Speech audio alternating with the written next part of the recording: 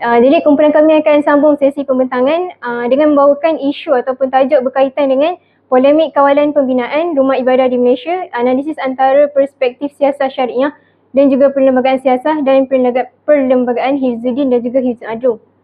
Okey, sebelum masuk kepada perbincangan yang lebih mendalam, sedikit pengenalan berkaitan dengan isu ini. Okey, isu polemik pembinaan rumah ibadah ni antara isu yang sangat penting dalam Malaysia sebabnya dekat negara kita mempunyai pelbagai kaum dan juga agama. Kita ada agama Islam, agama Hindu, Buddha, Kristian dan juga sebagainya lah. Dan kajian ini juga penting sebab dia melibatkan keseimbangan antara kebebasan beragama, kepentingan awam dan keharmonian masyarakat.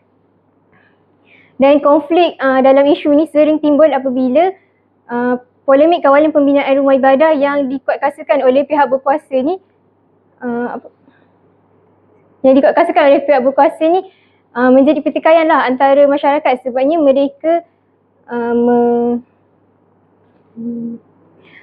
menggunakan akta hak kebebasan beragama untuk mempertikaikan kawalan pembinaan rumah ibadah ni. Jadinya kajian ini meneliti isu tersebut berdasarkan perspektif siasah syariah dan perlembagaan persekutuan melalui prinsip Hifzuddin dan juga Hifzul Adlu untuk menjaga keharmonian masyarakat. Okey, untuk objektif dalam kajian ini ada 3, iaitu yang pertama, menganalisis konflik dan isu berkaitan dengan kawalan pembinaan rumah ibadah. Yang kedua, menilai keselarasan mekanisme kawalan tersebut dengan prinsip siasah syariah dan perlembagaan persekutuan. Dan yang ketiga adalah merumuskan kerangka penyelesaian berasaskan prinsip Hifzuddin dan juga Hifzul Adlu.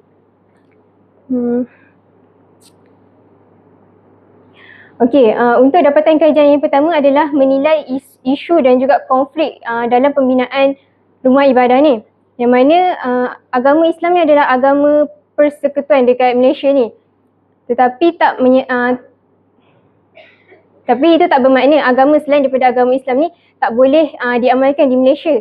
Sebab ada akta iaitu perkara 11 dalam perlembagaan persekutuan yang menyatakan setiap individu itu mempunyai hak untuk kebebasan dalam mengamalkan agama masing-masing. Tapi perbuatan ataupun amalan agama yang mereka amalkan itu tidak boleh menyebabkan ketenteraman awam dan juga moraliti masyarakat sebagaimana ada disebutkan di dalam perkara 11/5. Contohnya macam kalau sesuatu rumah ibadah itu dibina di atas tanah haram, contohnya kawasan tanah rizab kerajaan, jadinya perkara itu mereka tak boleh menggunakan hak kebebasan beragama itu dijadikan sebagai hujah untuk membenarkan perbuatan itu sebab perbuatan itu dianggap sebagai satu kesalahan. Okey, jadinya pihak berkuasa mewajibkan setiap agama ni untuk membina rumah ibadah mereka perlu mematuhi undang-undang. Antaranya Akta 172 iaitu setiap agama dia perlu kemukakan permohonan untuk membina rumah ibadah sebelum mereka membina rumah ibadah.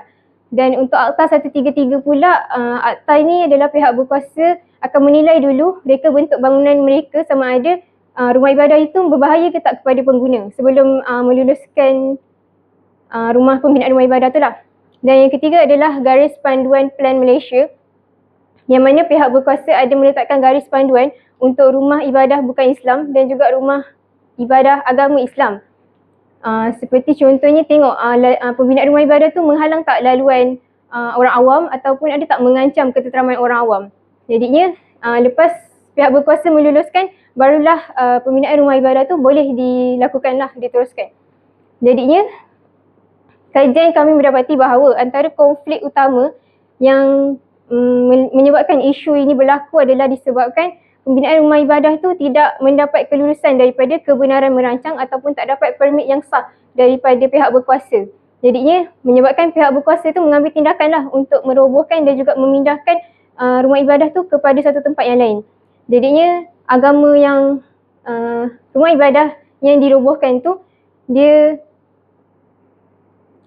menimbulkan isu yang mengatakan kenapa rumah ibadah mereka dirobohkan sedangkan ada akta yang menjamin hak kebebasan untuk mengamalkan agama. Okey, seterusnya untuk dapatan yang kedua iaitu kajian kami mendapati bahawa kawalan pembinaan rumah ibadah yang dilakukan oleh pihak berkuasa ni selaras dengan prinsip perlembagaan persekutuan dan juga selaras dengan prinsip siasat syariah. Yang mana dekat dalam perlembagaan dia memang menjamin untuk setiap individu tu ada hak untuk amalkan agama mereka.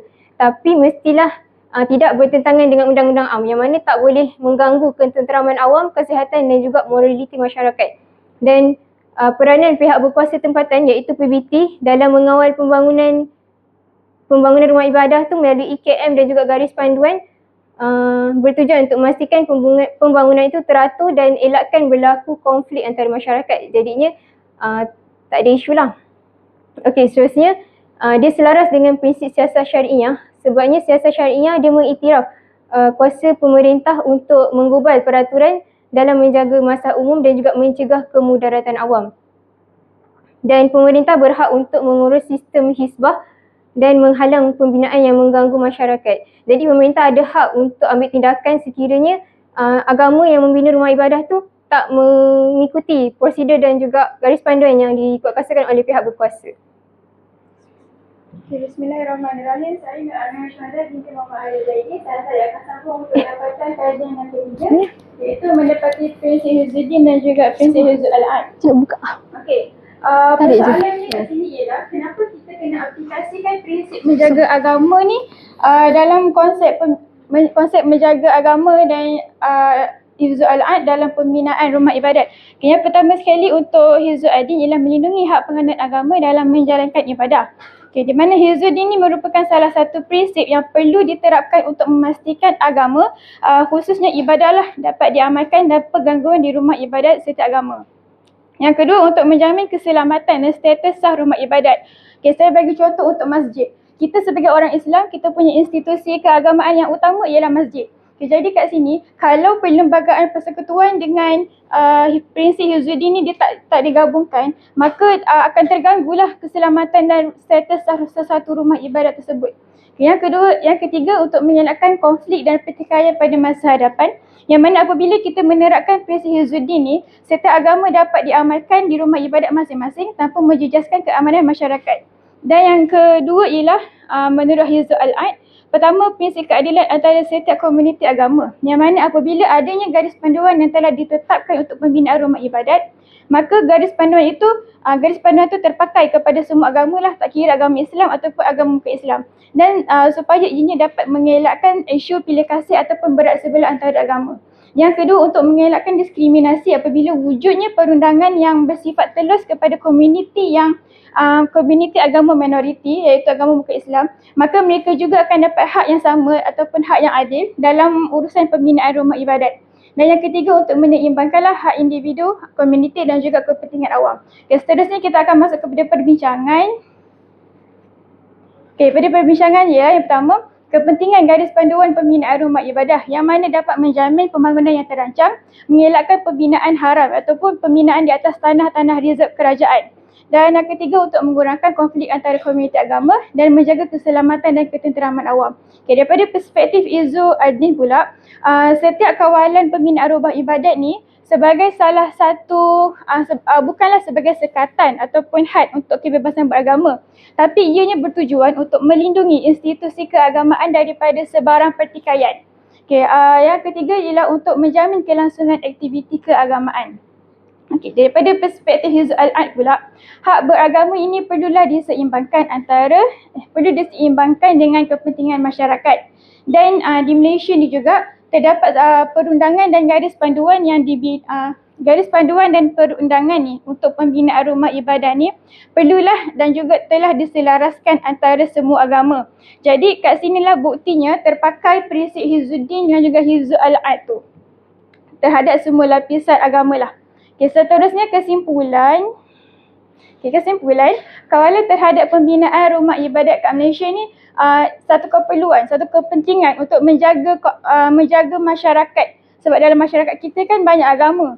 Ada Islam, lepas tu Buddha, Hindu semua. Jadi untuk menjaga keamanan negara. Okay, dan yang terakhir ialah prinsip Hifzuddin dan juga Hifzul Adni perlu diaplikasikanlah secara seimbang supaya dasar yang dilaksanakan iaitu dasar pembinaan tu dapat tidak membawa kepada diskriminasi ataupun ketegangan antara agama. Sekian, terima kasih daripada saya dan kawan pembentang saya.